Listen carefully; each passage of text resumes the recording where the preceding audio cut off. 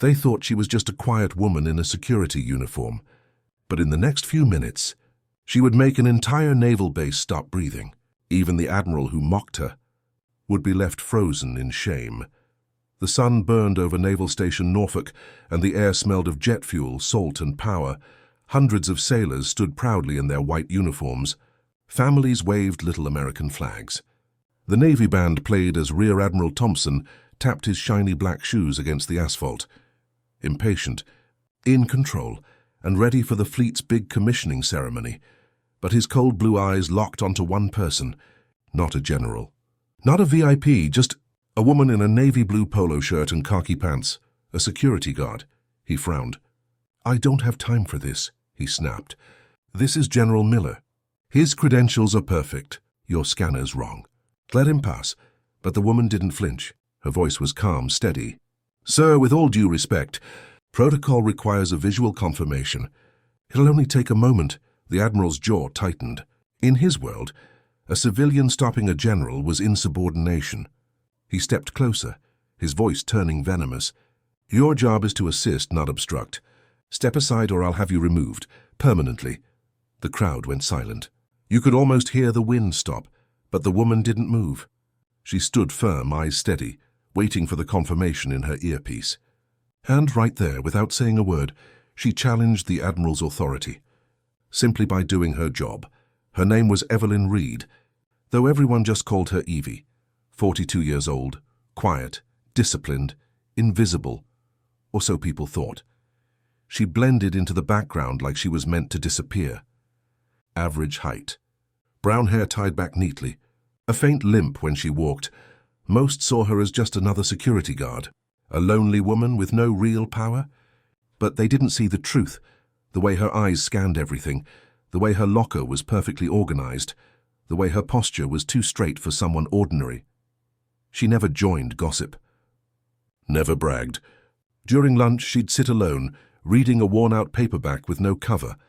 The pages soft and yellowed from time, and on her wrist, a simple silver bracelet, dull with age. Nobody ever asked about it. Nobody asked about her past, because to them she was just Evie the quiet guard. Nothing more. A ghost among sailors and officers. And maybe that's exactly how she wanted it. But tension had been building between her and Admiral Thompson for weeks. He was a man of rules, rank, and ego. He saw the world in black and white, uniform and civilian. And Evie didn't fit in either. She was something in between. Something he couldn't control. The first time they clashed was during a security meeting. Evie raised her hand, calmly, politely. "Admiral, the motorcade route has a blind spot near Hangar 4. The surveillance tower there can't see about 200 yards of road." Thompson glared at her like she'd spoken out of turn. He turned to the security chief. "Is that true?" The officer hesitated. "Technically, yes, sir, but the risk is minimal." The admiral smiled coldly. "Minimal," he repeated, then looked right at Evie. "Let's leave the strategic analysis to the people who actually wear the uniform, shall we?" The room chuckled nervously. But Evie said nothing. She just nodded and sat down quietly. Later, that same route was silently changed, proving she was right all along. She didn't say, "I told you so." She didn't need to. The second clash came a week later. Thompson was jogging his usual 5-mile loop when he saw her inspecting a fence. "Everything all right, contractor?" he asked sarcastically. Without looking up, she said, "The wire here is corroded, sir, and the ground's softer than the rest. It could be a breach point." He laughed. "I've run this route for 10 years. The fence is fine. Stop inventing problems," he ran off, annoyed. The next morning, an anonymous report went to maintenance, and that exact section of fence was reinforced. She was right again. But instead of respecting her, the admiral's anger grew. To him, her quiet competence felt like a challenge. He wanted control, not correction, and then came the day everything changed. The grand commissioning ceremony, where all their paths would collide in front of the entire Navy base. The admiral was ready to shine. Evie was just another guard on duty, or so he thought. The commissioning ceremony began with full glory. Flags rippled in the ocean breeze. The brass band played proudly, and Admiral Thompson stood tall, his chest full of medals and pride. But beneath that calm face, he was still angry. Angry at her. At the civilian who dared make him wait, he looked across the pier. There she was, Evelyn Reed, doing her duty like always. Guiding guests, checking badges, making sure every step followed the rulebook. To most people, she was invisible. But to him, she was an irritation he couldn't ignore. Then came his moment. A group of Navy SEALs arrived late, men hardened by war, still tanned from Middle Eastern deserts. They were heroes, and they were the Admiral's guests of honor. As the SEALs passed the checkpoint, Evie was busy directing the crowd. The Admiral saw his chance to crush her, to remind everyone who was really in charge. He marched toward her, his voice low but deadly sharp. "I thought I made myself clear earlier," he said. "Your job is to be seen, not heard. You're a civilian. You don't give orders. You don't delay generals. You don't direct personnel on my base." The nearby sailors went silent. Families stopped whispering. Everyone could feel it. This wasn't discipline. It was humiliation. Evie stood straight, her eyes calm. "My apologies, Admiral," she said softly. "I was ensuring a clear path for the honor guard." Her voice wasn't defensive. It was respectful, steady, even kind. But that calmness only made him angrier. "You're done here," he snapped. "Report to your supervisor. You're off this pier, effective immediately." 100 eyes watched. He had just fired her in public. The quiet guard and dismissed like she was nothing. The sound of the band faded. Even the waves seemed to stop for a moment. Evie didn't argue, didn't protest. She simply nodded and turned to leave. But as she walked away, the wind shifted, and her sleeve slid up. For a second, everyone nearby saw it. A long, jagged scar, twisting up her forearm like a memory carved into her skin. Not a clean surgical mark, but the ugly trace of metal, fire, and impact. A chief petty officer standing close froze. He'd seen scars like that before. Not from accidents, from combat. Evie quickly pulled her sleeve down, but the image burned into their minds. Who was this woman? As she continued her walk of shame, she passed a Marine gunnery sergeant standing guard. He noticed the small shift of her collar and something inked on her upper back. A tattoo, 2 sharp black lines, the talons of a raptor. The gunny's eyes widened. He knew that symbol. It belonged to elite Air Force fighter pilots, the F-22 Raptor community. But what was that doing on a civilian guard? Meanwhile, the SEALs, the ones who just arrived, made tired, were watching too. Their commander, a tall, calm man with a battle-worn face, followed her with his eyes. Something about her movement, the way she walked, even with that limp, the posture, the precision. It screamed military. He frowned. Leaning toward his master chief, he whispered, "Chief, take a look at that woman." The security guard. "Yeah, you ever seen her before?" The chief stared for a few seconds, then shook his head. "No, why?" The commander's eyes narrowed. A flash of recognition crossed his face. He whispered one single word at a call sign, Wraith. The chief froze. The name hit like a thunderclap, before anyone could process what was happening. A horrible sound tore through the air. Scree! Crash! A heavy metal rig, loaded with lights and speakers, started to fall. Its support hydraulics snapped. Thousands of pounds of metal tilted toward the crowd, straight toward the bleachers packed with sailors, families, and children. Panic exploded. People screamed. Bodies scattered. Even the Admiral froze, eyes wide in horror. But one person didn't freeze. V, the woman everyone thought was a nobody, moved. Her voice cut through the chaos like lightning. "Brace and cover!" That voice. It wasn't soft anymore. It wasn't timid.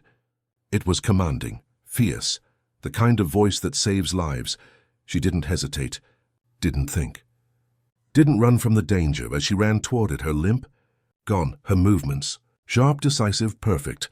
VIPs against the bulkhead and stage right.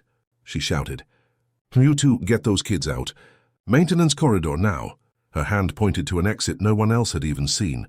The crowd obeyed instantly, like soldiers hearing an order in battle. Seconds later, boom, the lighting rig crashed down, metal exploding against the pier. Right where families had been standing moments before, but no one was hurt. Because she'd saved them, every single one. The pier went silent again. Except for the sound of metal still settling, everyone, sailors, officers, even the Admiral, just stared.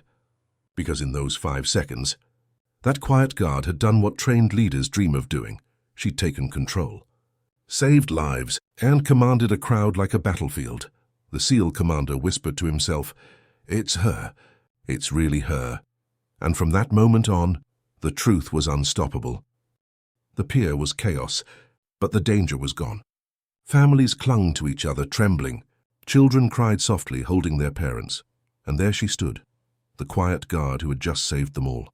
Her hair was slightly out of place, her sleeve torn, but her face, calm, focused, unshaken. She wasn't gasping for air. She wasn't panicking. She was checking for survivors, like someone who'd done it 100 times before. Admiral Thompson stood frozen. His eyes darted between the wrecked metal and the woman he'd just fired minutes ago. His mind couldn't catch up. How did this civilian predict the fall, give the right commands, and save everyone? Before the Navy's own officers even moved? It didn't make sense, but for one man, it made perfect sense. The Navy SEAL commander.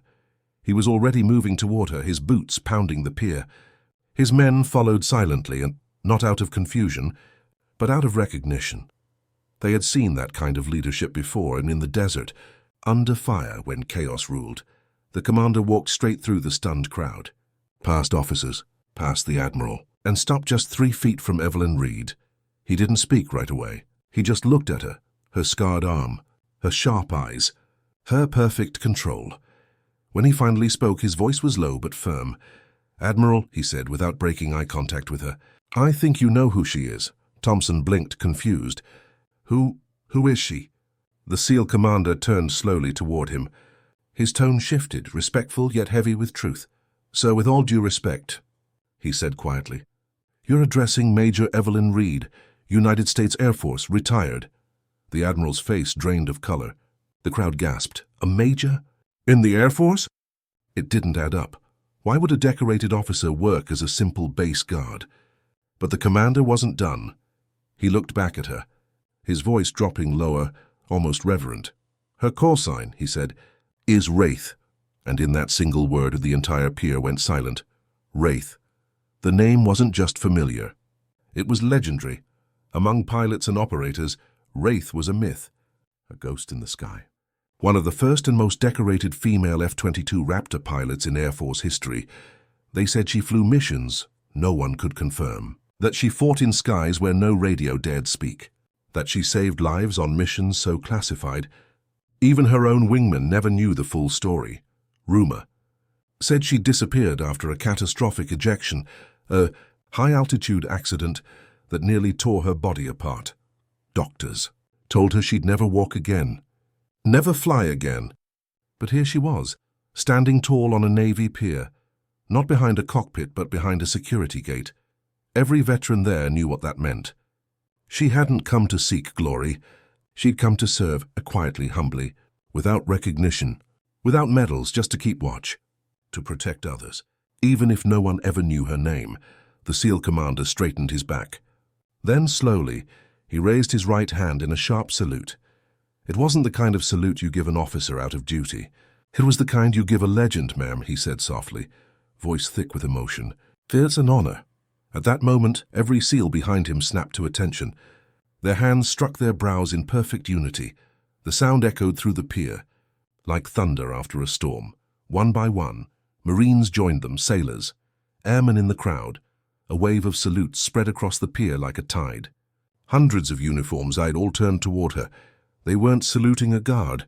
They were saluting a warrior who'd walked out of legend. Admiral Thompson stood frozen, shame flooding his face. The woman he'd mocked, belittled, publicly humiliated, was greater than any medal on his chest. His hands trembled. Slowly, painfully, he raised his own salute, no words, just respect and apology. At that moment, silence filled the air. The flags fluttered softly. And for the first time, the Admiral understood what honor really meant. True honor isn't worn on a shoulder. It's carried in the heart. And that day, every rank bowed to Major Evelyn Wraith Reed. The pier was silent. Every salute still held high.